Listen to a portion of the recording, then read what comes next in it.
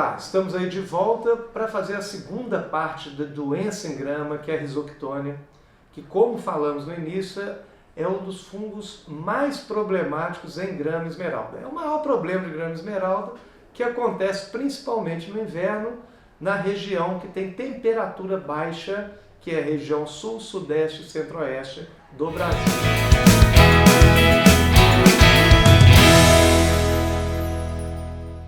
Então, esse fungo realmente é o maior problema, e falamos no primeiro vídeo do manejo da água, que é extremamente importante, só dando um complemento aqui, que a gente tem que fazer a irrigação preferencialmente no início da manhã e não no final da tarde. Veja outro vídeo que fala o porquê.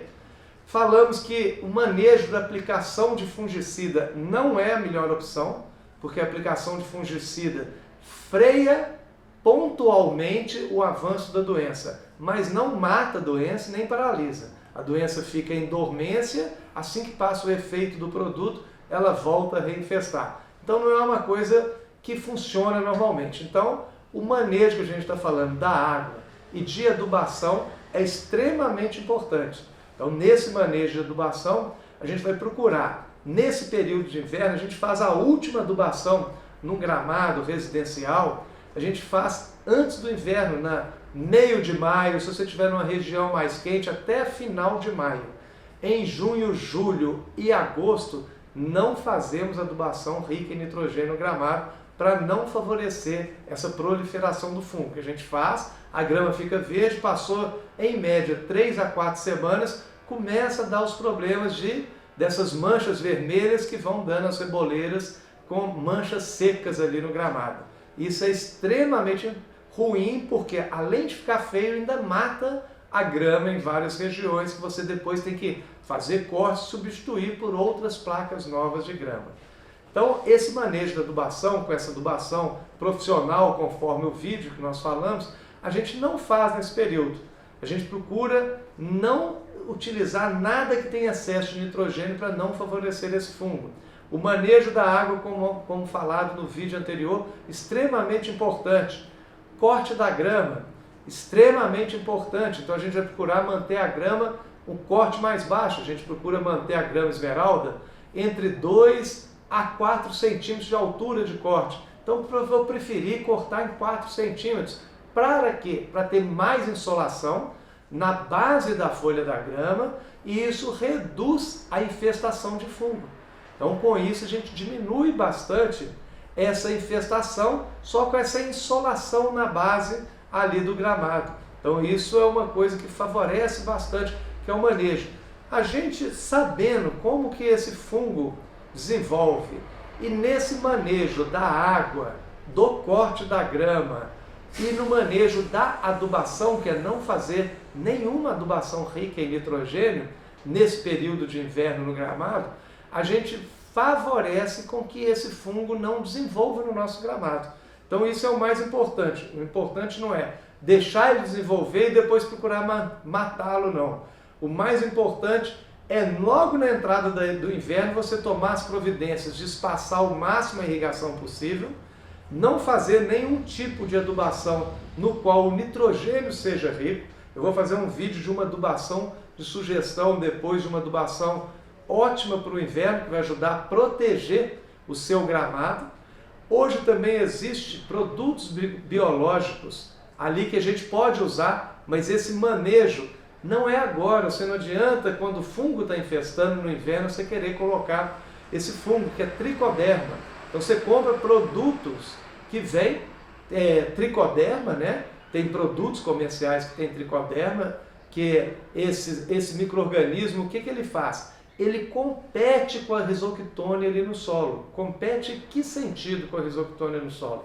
Compete em área, compete com fagocitose, alguns chegam até a atacar a própria Rhizoctone, e compete por alimento. Então são 3 formas de competição. Então você põe, vamos dizer, um fungo benéfico no seu gramado, mas isso tem que ser também a médio e longo prazo. Então se eu tenho Rhizoctone, nós estamos agora no inverno, temperatura baixa, eu agora não iria tomar essa providência de aplicar agora tricoderma no meu solo, no meu gramado. Eu vou fazer isso em setembro, outubro, novembro, dezembro, janeiro, fevereiro, para aumentar a população, porque nesse período tem mais umidade, é favorável também para esse fungo aumentar a sua população no solo.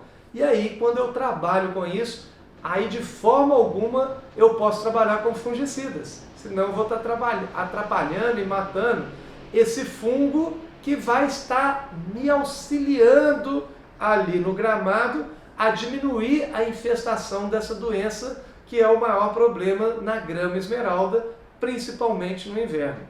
Lembrando disso, então, falamos já de 4 manejos: água, adubação, não fazer adubação ricas em nitrogênio ali, depois nós vamos falar separado de uma adubação muito boa para o inverno, aplicação de tricoderma, fazer irrigação só no início da manhã e pular o máximo que o período. Quando eu falei pular no outro vídeo, pular períodos de irrigação, é interessante, muito interessante falar assim, tem regiões, por exemplo, que a pessoa irriga uma vez por semana no inverno. A gente tem uma região aqui que é alta, com muita umidade noturna, então quer dizer, tem regiões que o pessoal chama de sereno, né? Tem aquele sereno que você passa a mão ali em cima do carro de manhã, ele está muito molhado ali, tem muita água ali. Então numa folha de grama, que é a superfície específica, então enquanto eu estou numa superfície, se eu tenho muita umidade, se eu estou numa superfície aqui cheia, vamos supor que a folha seja meu dedo, eu vou ter água na lâmina foliar toda. Então no metro quadrado eu tenho aí 30, 40 vezes mais água do que numa superfície plana, onde eu tenho gramado, porque eu tenho mais superfície onde fica a umidade. E essa água, o volume realmente é muito grande. E nesse local à noite, como é muito úmido, ele pode se dar ao luxo de não fazer irrigação por alguns dias sem a grama enrolar a folha.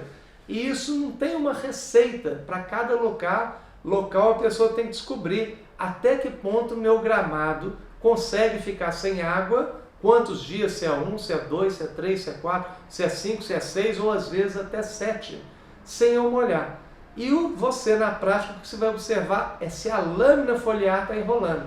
Se você chegou no horário quente do dia, meio-dia, 1 hora, 2 horas da tarde, e viu que a lâmina da folha, em vez de estar abertinha, ela começa a fechar e vai ficando uma tonalidade cinza, porque a folha fechada não reflete tanto o sol e você vê o gramado mais acinzentado. Na hora que você olha, em vez da lâmina estar aberta, a folhinha está aberta, ela forma como se fosse um charuto, fica fechada. É sinal que eu cheguei no meu limite de falta de água. Então eu tenho que irrigar. A partir daquele ponto eu não posso deixar de forma alguma o próximo dia sem irrigar. Então no outro dia de manhã eu vou lá, ligo a irrigação, um volume bom de água. É melhor você jogar a água com volume maior, mais profundo, do que jogar um pouquinho de água todo dia. Então, recapitulando para fechar aqui, manejo da água, que a gente falou muito desse manejo da água, que é um fator extremamente importante para a gente evitar que esse fungo prolifere no nosso gramado. Manejo da adubação, que é principalmente não fazer adubações ricas em nitrogênio. Podemos colocar no período favorável, não agora no inverno, vai ser na primavera e verão principalmente, tricoderma ali no solo, que eles vão competir com este fungo que é a Rhizoctone. Com isso diminui o problema no solo, e essa diminuição é a médio e longo prazo. Por isso que eu falei que não adianta você aplicar, vou começar a aplicar tricoderma todo dia que vai resolver. Não vai resolver. É um manejo a longo prazo, em gramados que a gente dá consultoria, dá orientação, presta algum serviço, a gente já põe como rotina esse manejo ali, para a pessoa ter pouco problema no período de inverno ali, com essa doença, que é realmente o maior problema de Rhizoctone.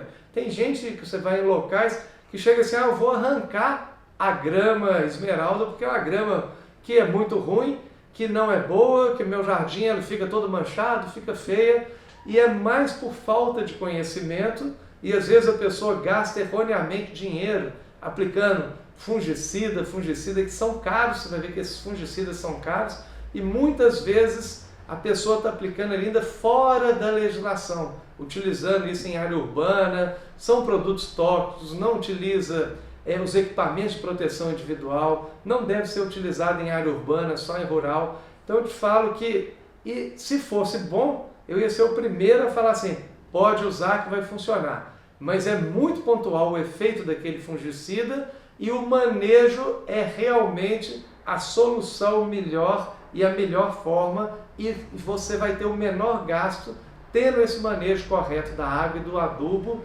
e com produtos biológicos sendo acrescentados ali, médio e longo prazo naquele gramado. Então era isso, inscreva no canal. Esse canal, como eu já falei, é mais voltado para profissionais da área, paisagista, quem presta serviços, jardineiros, para ter conhecimento amplo, geral e técnico do manejo, manutenção, plantio de jardins e plantas ornamentais.